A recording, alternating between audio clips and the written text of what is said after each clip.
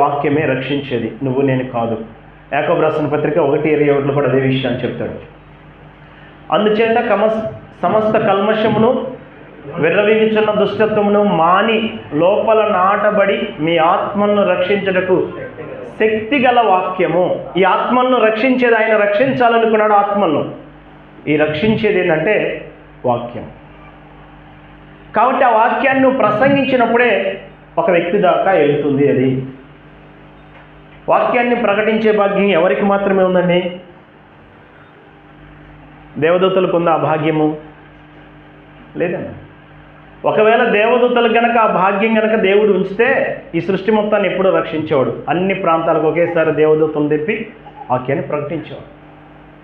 మానవులైన మనలోనే ఆ ఐశ్వర్యం ఉంది, మంటిగట్టాలి. అందుకనే పరలోకము నుంచి దూత కొర్నేలి వద్దకు వచ్చినా కొర్నేలికి వాక్యం చెప్పలేదు. నీవు నీ ఇంటి వారు ఏ మాటలోన రక్షణ పొందుతారో ఈ పేతురు చెప్తారు, మాకు అధికారం లేదు, సువార్తను ప్రకటించే భాగ్యం మాకు లేదు. అందుకనే మనము దేవదూతలకు లేని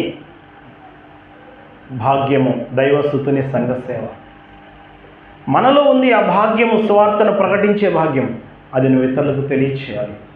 ఆ వాక్యం ఇతరుల దాకా వెళితే తప్ప వారిని రక్షించలేదు. అక్కడ దాకా తీసుకెళ్ళటం అనేది నా బాధ్యత. ఫస్ట్ ప్రార్థన, రెండోది వాక్యాన్ని ప్రకటించాలి.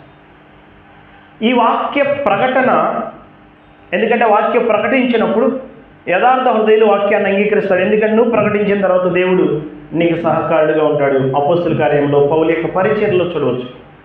వారికి సహకారుడుగా ఉండి అనేక మంది రక్షించబడేటట్టుగా దేవుడు చేస్తున్నాడు. ఇప్పుడు నువ్వు ప్రకటించినప్పుడు ఈ ప్రకటించటము ఎందరి బాధ్యత? కేవలం ఇక్కడ ఉన్నటువంటి స్వార్థికుడు,